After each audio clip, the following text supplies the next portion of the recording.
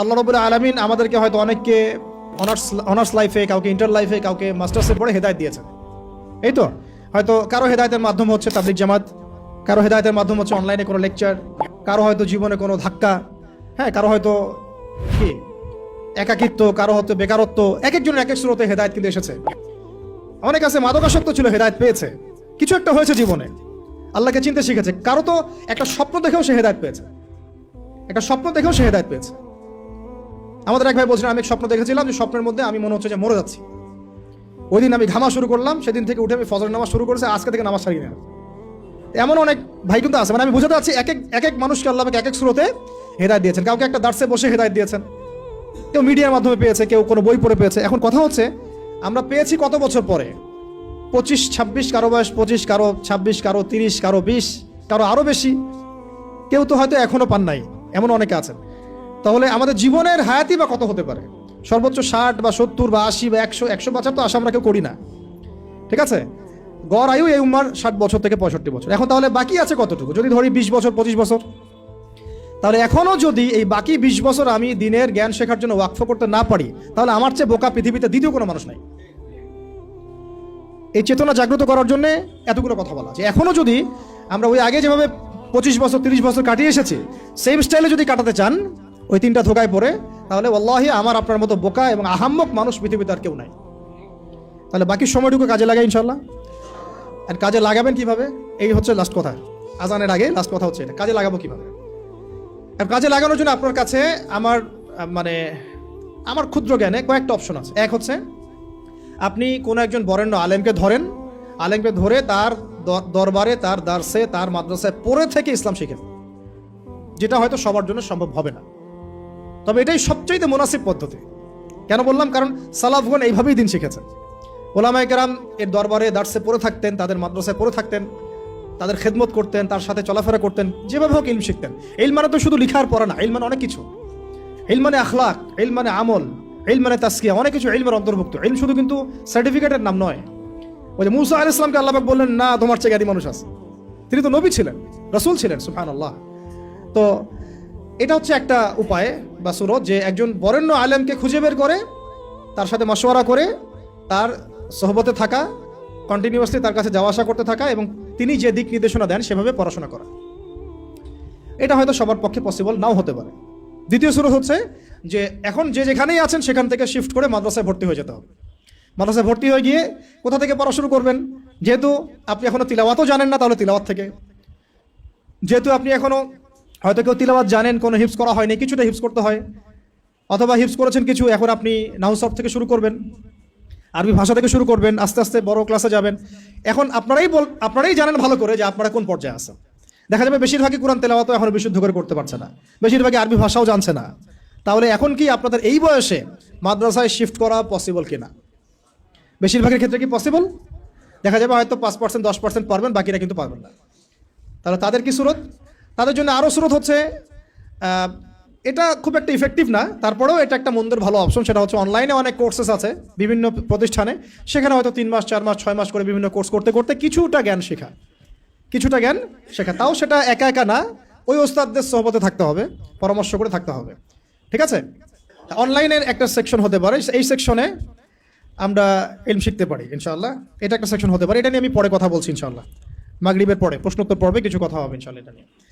4 number সুরত হচ্ছে অফলাইনে মাদ্রাসায় ভর্তি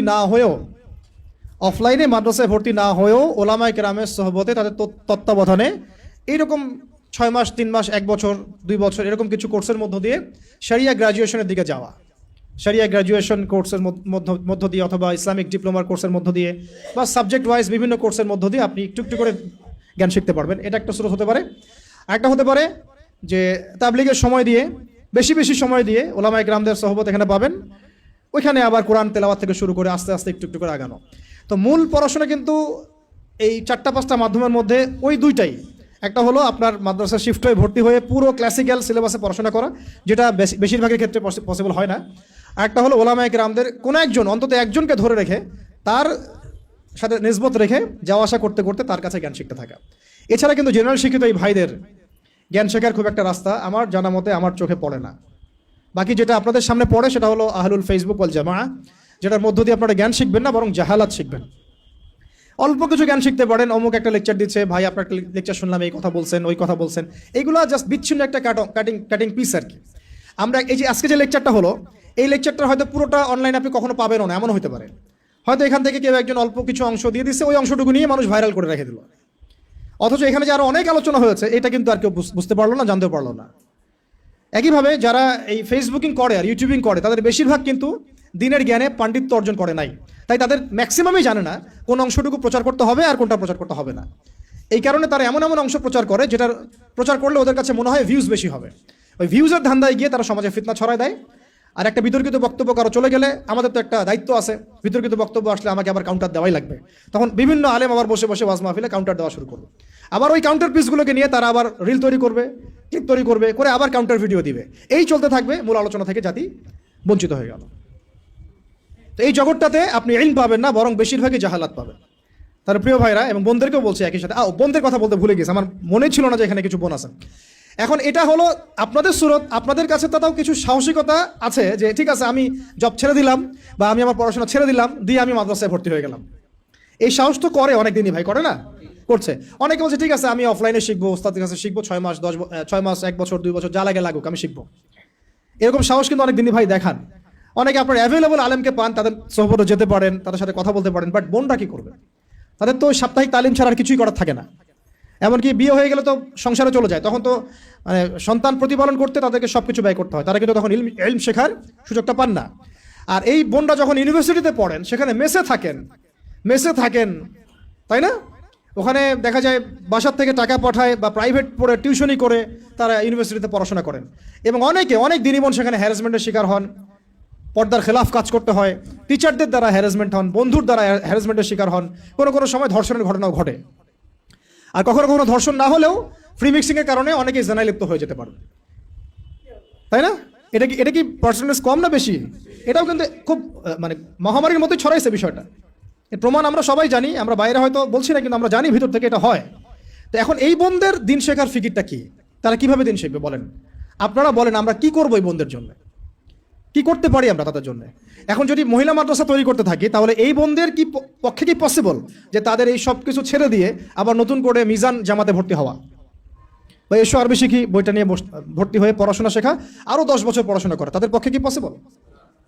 তাহলে তাদের পক্ষে অফলাইনে শেখার জন্য এইরকম কিছু কোর্সের দরকার আছে, স্থানীয়ভাবে, যেখানে তাদেরকে যে শিখতে না হয়, প্রত্যেকটা জেলায়, প্রত্যেকটা গ্রামে, ইউনিয়নে, প্রত্যেকটা জায়গায় তারা যেন এগুলো অ্যাভেলেবল পায়। তাহলে হয়তো তারা কিছুটা দিন শিখতে পারবে ইনশাল্লাহ। যেটা মক্তব প্রজেক্টের আন্ডারে আনা যায় বা ইসলামিক স্ট্যান্ডার্ড প্রজেক্টের আন্ডারে আনা যায়, অথবা তাদেরকে অনলাইনে কিছু দিনের দার্সের মধ্য দিয়ে, কোর্সের মধ্য দিয়ে হয়তো দিন শেখানো যাবে, তাও লিমিটেড। কারণ অনলাইনের মধ্য দিয়ে পরিপূর্ণ দিন শেখানো যায় না, এটা আমি নিজেই বলে দিচ্ছি, এটা আসলে পসিবল না। কিছুটা দেওয়া যায়, কিছুটা দার্স দেওয়া যায়। আপনারা এখানে বসে আছেন, একটা আই কন্ট্যাক্ট হচ্ছে, মাথা নাড়াচ্ছেন, আমার কথা বুঝতে পারছেন।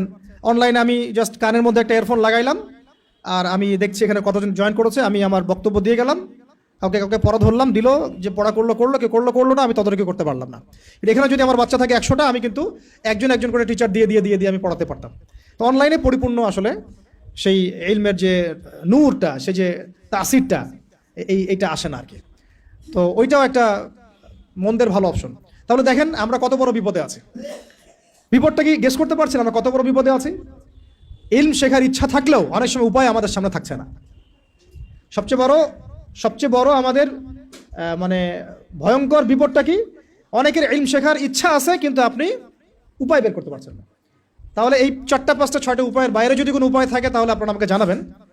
আর যদি দেখা যায় এর বাইরে কোনো উপায় নাই, তাহলে এই 4টা 5টা উপায়ের মধ্যে কোনো একটা আপনাকে গ্রহণ করতে হবে। গ্রহণ করে ইনশাআল্লাহ তাআলা ইলম শিখতে হবে। কারণ ইলম অর্জন না করলে আমল, তাসকিয়া, ওই দাওয়াত, ওই আমর বিল মারুফ, ওই নাহি আনিল মুনকার, আর ওই জিহাদের কথা বলছেন, ইসলামিক হুকুমতের কথা বলছেন, শরিয়া কায়েমের কথা বলছেন, এগুলো এতটা সহজ নয়। কারণ শুরুটাই হচ্ছে ইলম থেকে। বরং এই ইলম ব্যতীত যদি আমরা এগুলো করতে যাই, তখন হবে কি, আমরা নেক্সট শুরুতে ধোঁকা খাইতে পারি, বরং আমরা উম্মার উপকার করতে গিয়ে ক্ষতি করে ফেলতে পারি। তো আল্লাহ রাব্বুল আলামিন আমাদের সবাইকে যেন ইলমের এই সমুদ্রে ডুব দেওয়ার তৌফিক দান করেন।